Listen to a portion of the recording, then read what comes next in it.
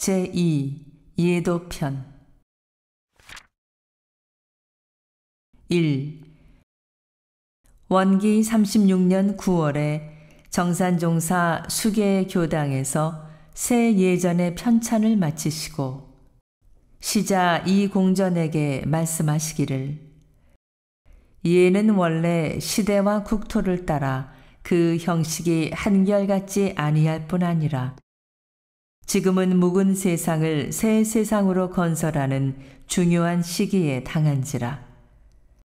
이로써 새 세상 예법의 만전을 기하기는 어려울 터인즉 우선 이를 등사하여 한 10년 임시로 시행하여 본 후 앞으로 차차 새 시대의 예전으로 완정하자 하시고 또 말씀하시기를 예의 근본 정신은 공경이요 우리 예전의 유지는 널리 공경하고 공을 존숭하자는 데에 있나니라. 예를 밝히는데 만고에 바꾸지 아니할 예의 체가 있고 수시로 변역할 예의 용이 있나니 예의 체를 바꾸면 그 법이 서지 못하고 예의 용을 수시로 변역할 줄 모르면 그 법이 쓰이지 못하나니라. 2. 시자 묻기를 조신의 예를 밝히신 첫 편의 모든 조항은 그 설명이 너무 자상하고 비근하여 경전의 품위에 혹 손색이 없지 않을까 하나이다. 말씀하시기를 무슨 법이나 고원하고 심오한 이론은 기특하게 생각하나 평범하고 비근한 실학은 등한히 아는 것이 지금 사람들의 공통된 병이니 마땅히 이에 깊이 각성하여 평상시에 평범한 예절을 잘 지키는 것으로 예전 실행의 기본을 삼을 것이며 너무 자상한 주해 설명은 앞으로 예전을 완정할 때에 줄일 수 있는 데까지 줄이자. 3. 또 묻기를 모든 의식이 매양 일원상을 대상으로 하여 거행되는데 만일 일원상을 봉안하지 못한 장소에서는 어떻게 하여야 하오리까? 답하시기를 예를 행하는 이의 마음에 일원상을 대상으로 하면 유상 무상이 다 일원상의 진리이며 상하 팔방이 다 법신불의 전신이 되므로 그 마음을 따라 감응하지 않는 곳이 없나니라. 4. 또 묻기를 열반에 따른 모든 의식은 법신불 앞에 바로 사진이나 위패를 모시게 되고 식순 중에도 불전에 대한 예와 영전에 대한 예를 한 장소에서 하게 되오니 서로 혼잡하지 않사오리까? 답하시기를 법신불의 진리는 우주를 다 포섭하는지라 영위를 불전에 모시는 일도 좋은 일이며 구분에 있어서는 예를 행하는 이의 마음에 불전과 영전을 구분하면 그 마음을 따라 자연히 구분되나니라. 5. 또 묻기를 재래 풍속에 혼인, 회갑, 상장, 제사 등 의식에는 힘 미치는 대로 장엄과 음식을 성대히 차리어 많은 손님을 접대하는 것을 영광으로 알며 자녀와 친족 간의 도리로 알아왔사온데 우리 회상에서는 모든 것을 간소 절약만 위주하고 그 절약된 금액을 불전에 바쳐서 사업 부문에 쓰게 하오니 그것이 너무나 현실에 무의미한 일이며 또는 부처님을 빙자하여 금전을 취하는 방법으로 오인되지 않사오리까? 답하시기를 모든 의식에 장엄과 음식을 성대히 차리는 것이 현장에서는 대단히 광채나는 일이나 그것은 한때의 소비에 지나지 못하는 것이며 또는 생활이 가난한 이는 그로 인하여 장래에 곤궁을 불러들이는 수가 없지 않나니 그러므로 정도에 맞게 간소 절약하여 생활의 위협을 받지 않도록 하자는 것이요. 생활이 넉넉한 이는 그 한때의 소비를 절약하여 교화, 교육, 자선 등 공익사업에 이용한다면 이것은 참으로 영원한 기념이 되는 동시에 당인에게도 명복이 쌓이게 되고 사회에도 그만한 이익이 되지 않겠는가. 만일 그 헌공금을 주례자가 개인 생활에 유용한다면 부처님을 빙자하여 사리를 취하는 데 불과하지만은 그것으로서 공익사업에 이용한다면 이른바 자리 이타요 끊임없는 공덕이 될 것이니라.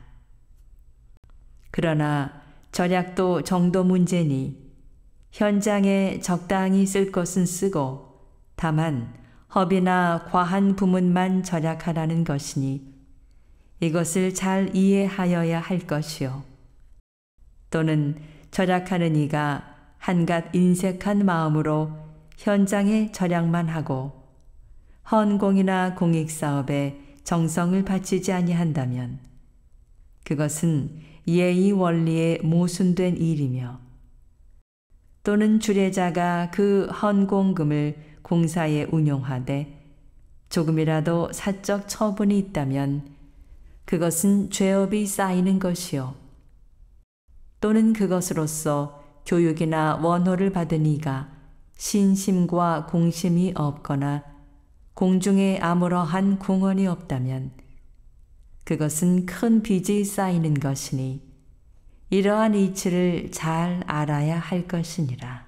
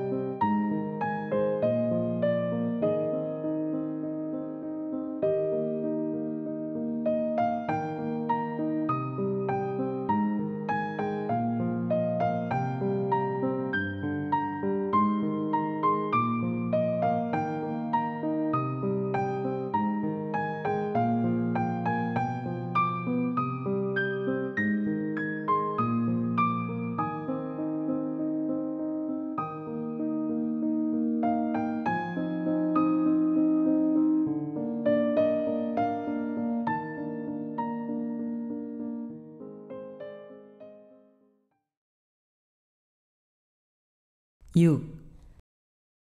또 묻기를 재래 풍속에 열반인의 수의 등속은 대개 값비싼 옷감으로 새로 지으며 혹은 영전에 바친다는 뜻으로 옷을 지어 불태우는 일까지 있사온데 우리 회상에서는 수의 등속은 묵은 옷이라도 깨끗만 하면 쓰라 하였사오니 마지막 하는 그 신체에 너무 섭섭하지 아니하오며 또는 제사 때에는 제단에 음식을 차리어 영혼의 흠향을 구하며 기타 시제에도 모두 음식으로서 정성을 표하옵는데 본교에서는 제사의 제물을 차리지 않사오니 그 영을 대접하는데 또한 섭섭하지 아니하오리까.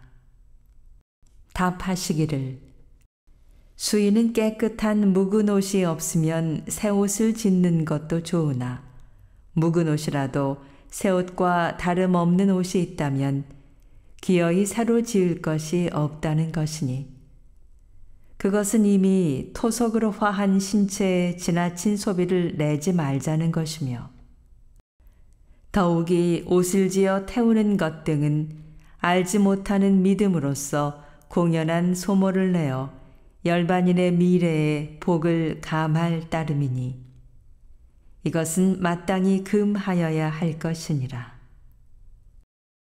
또는 제단에 음식을 차리는 것은 그 관계자의 정성을 바치는 한 형식이 되는 것은 사실이나 영혼이 흠향한다는 것은 이해하기에 분명치 못한 바가 있나니 몸이 이미 없는 이상 다시 인간 음식을 취하여 생활할 리 없으며 또는 각자의 과보를 따라 수생한 이상 이 음식이 무슨 관계가 있으리요. 만일 영혼이 음식을 취하는 감이 있다고 하면 이는 다만 생전에 익힌 바 업식으로서 취하는 데 불과할 것이니 제례 예법도 영혼이 음식으로 생활하는 줄로 꼭 믿었다면 어찌 1년에 한두 번의 제사 음식에 한하였을 것인가. 그러므로 제사를 행하는 이가 마땅히 이 이치를 알아서 위에 말한 바와 같이 음식 차리는 정신을 돌려서 마음으로써 천도 기원을 극진히 하며 물질 희사로서 그 명복을 비는 것이 영을 대접하는 데 참다운 방법이 되는 것이니라.